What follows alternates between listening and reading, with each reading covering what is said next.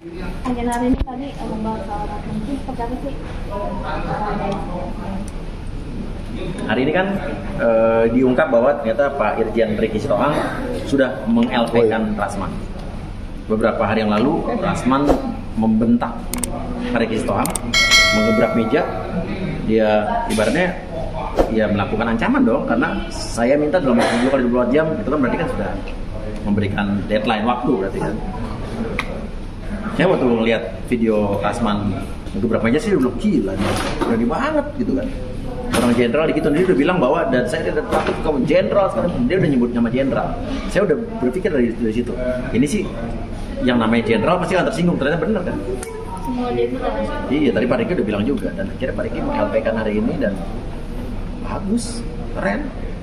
Tambah lagi kan LP-nya. Kalau Mas Yaya sendiri akan mengatakan Saya sih mendukung orang-orang yang meng-LP-kan dia, saya dukung. Semua. Kayak Bu Evi meng-LP-kan saya support, saya mendampingi terus sampai sekarang. Dennis meng-LP-kan saya dampingi. Pak Riki juga saya support semua. kalau Mas Yaya sendiri? Saya memberikan ruang dan juga support aja. Karena kalau saya pribadi meng-LP-kan dia, suatu hal-hal yang tidak begitu penting juga saya buat apa? Karena kan kalau Bu Evi jelas, dia adalah korban kan, mantan klien yang juga dulu Rasman ini menjadi kuasa hukum Bu Evi pada tahun 2015. Pada saat itu diduga, kata Bu Evi, dia belum menjadi advokat karena belum dilantik. Dan ternyata benar kan, dia dilantik mendapatkan basnya November 2015. Artinya sebelum itu kan belum jadi kuasa hukum. Dan pada saat itu dia memakai kop surat dari Egy Sujana yang sudah dibantah sama Egy Sujana, tidak tahu apa-apa dia. Dan Egy Sujana bilang terima duit enggak sama sekali, tahu aja enggak. Dan lalu kemana uang yang dikasih Bu Evi ke dia? Setelah dia mendapatkan uang kan dia mundur, ya kan? Nah itu kan yang dipermasalahkan Bu Evi. Dan diduga bukan advokat pada saat itu. Itu kan udah banyak banget pasalnya itu. Terus uangnya kemana? Ya kan? Terus habis itu Pak Riki juga melapor atas pasal apa tadi kalau nggak salah, menyebarkan berita bohong dan keonaran, menimbulkan keonaran kan. Nah, karena dia tetap ngotot, dia pengacara Budi Gunawan, pra peradilan bukan kan pada. Nah terusnya Dennis melapor, jelas Dennis melapor karena dibilang apa? Bukan hanya cadel tapi lidah pendek, terus ada pelecehan, terus stroke, terus ada dugaan pelecehan seksual secara verbal. Itu udah jelas offside banget. Dan menurut saya, ini kan saya belum bisa berkomentar juga soal ijazah dia karena kan baru dugaan, ada orang yang dugaan ijazah palsu. Nah, saya bersama Bu Evi Susanti juga. Bu Evi Susanti kan adalah orang yang masih dirugikan. Nah, bersama saya menginvestigasi ini sudah 2 minggu sebetulnya. Saya datang ke berbagai macam pihak dan instansi. Bukan kepentingan saya, kepentingan Bu Evi sebagai orang yang merasa dirugikan. Bener dong? Saya mendampingi dan mensupport. Dan saya sudah dapat datanya kemarin, 80% sudah kemarin pagi full.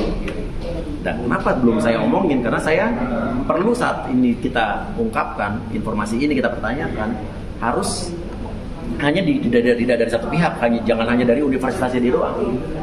Kan katanya yayasannya pecah kan. Kita harus juga cek, harus datengin orang diktinya, propertis ya dan lain sebagainya. Orang-orang yang kompeten. Jadi saya tidak mau bilang bahwa itu palsu. Tapi besok saya mengundang jam 1 siang untuk saudara Rasman datang debat terbuka, mari debat terbuka untuk membuktikan bahwa dugaan ijazah palsu ini tidak benar. Ayo buktiin, datang. Dan saya sudah mengundang banyak pihak, bukan hanya satu pihak saja. Ada siapa yang akan hadir besok? Ada lah, tentunya dari pihak instansi pemerintahan juga yang terkait dengan pendidikan, dengan keluarnya ijazah, terus dari pihak yayasan, dari dekan juga, Fakultas Hukum, dan semua ada. Data saya lengkap, jadi saya nggak mau ungkapkan sekarang, tetapi besok kalau kita debat. Bang, dari aksi semua Bang Rasman sendiri, apa ingin memberi pelajaran? Bukan, saya di sini kan juga besok sebagai moderator.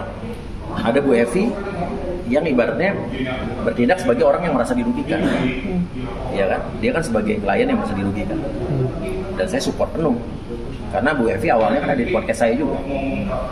Jadi intinya mari kita lihat besok. Bang Uya berarti Bang Uya ini niatnya menemukan pihak terkait nih agar saling bertemu seperti itu. Iya, saya tidak mau dengan satu arah doang. Saya mau ketemu Ibnu Khaldunnya doang, nggak mau. Semua harus ada biar fair. Karena biar fair juga buat Bang Rasman dong. Jadi biar bukan saya kesannya menghakimi. Karena kalau saya cuma datang ke Ibnu Khaldun, terus nanti cuma berdasarkan omongan dari Ibnu Khaldun doang, kan itu kan nggak fair. Jadi kayak kesannya saya menghakimi. Itu yang saya tidak mau. Karena saya harus objektif. Ya kan? Harus ada orang-orang lain yang terkait dengan itu semua. Jadi itu alasan Mas Uya ya. Alasan saya belum sampai sampai saya dapat data yang kemarin dulu sampai saat ini saya belum ngomong. Tapi saya benar-benar mau ungkapkan ini, kita ngomong di debat terbuka secara live dan disaksikan wartawan juga boleh datang ikut live ya. Berarti itu alasan Mas Uya untuk mengundang Bang Rasman itu untuk membuka dan membuktikan. Iya, membuktikan dan mari kita berdebat. Secara sehat. Iya, saya bukan lawan debat nih, saya moderator. Tapi kalau untuk korban-korbannya akan diundang juga Mas? Iya boleh, besok yang merasa dirugikan datang aja juga nggak apa-apa. Tapi undang nggak? Nggak tahu, Dennis lagi di Bangkok ya. Dr. Richard mungkin akan datang. Tapi mungkin ini kan menyita perhatian semua orang gitu ya sampai kasus yang lain ini kan. Iya.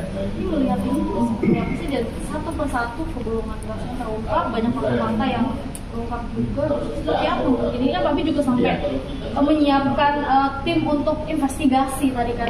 Gini, kenapa akhirnya saya melakukan ini? Padahal capek. Apa sih untungnya buat saya?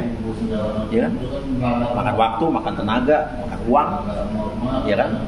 Tapi saya merasa bertanggung jawab apabila ada sesuatu hal yang menurut saya tidak benar, ya harus diluruskan. Saya merasa bertanggung jawab juga bagi orang-orang yang sudah datang ke podcast saya dan akhirnya lanjut kasusnya akhirnya jadi berkembang. Saya harus ikut tanggung jawab. Saya nggak mau lepas tangan. Saya nggak mau bilang habis itu Bu Evi, Dr. Richard, Samsul, ibaratnya bermasalah dengan Rasman. Saya lepas tangan nggak mau. Ya saya terus dampingi. Kayak kemarin juga ada Samsul yang merasa jadi korban juga, tapi dia juga bermasalah kan dengan salah satu instansi di Medan, bukan kasus hukumnya ya. Saya di situ bantu juga menghubungkan dia ke Kementerian BUMN dan sekarang sudah jadi tanggung jawab saya. Tapi saya itu bertanggung jawab penuh atas bintang-bintang tamu yang ada di podcast saya. Apabila di situ ada masalah saya dampingin terus, dan kebenaran dan keadilan harus ditegakkan. Karena nanti kan anak-anak kita ngomong sekarang akhirnya pengacara kan, ini ributnya, konflik-konfliknya ada di dunia lawyer, dunia hukum.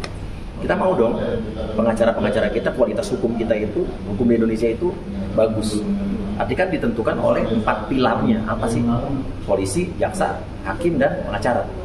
Artinya pengacaranya harus berbobot, harus punya kode etik. Nah itu artinya siapapun, bukan hanya pengacara, profesi yang ibaratnya berhubungan dengan kita, berhubungan dengan hukum, yang menurut kita melanggar kode etik, tanggung jawab kita sebagai masyarakat apa? Luruskan, jangan dibiarin. Kalau nggak mau dibawa kemana negara kita?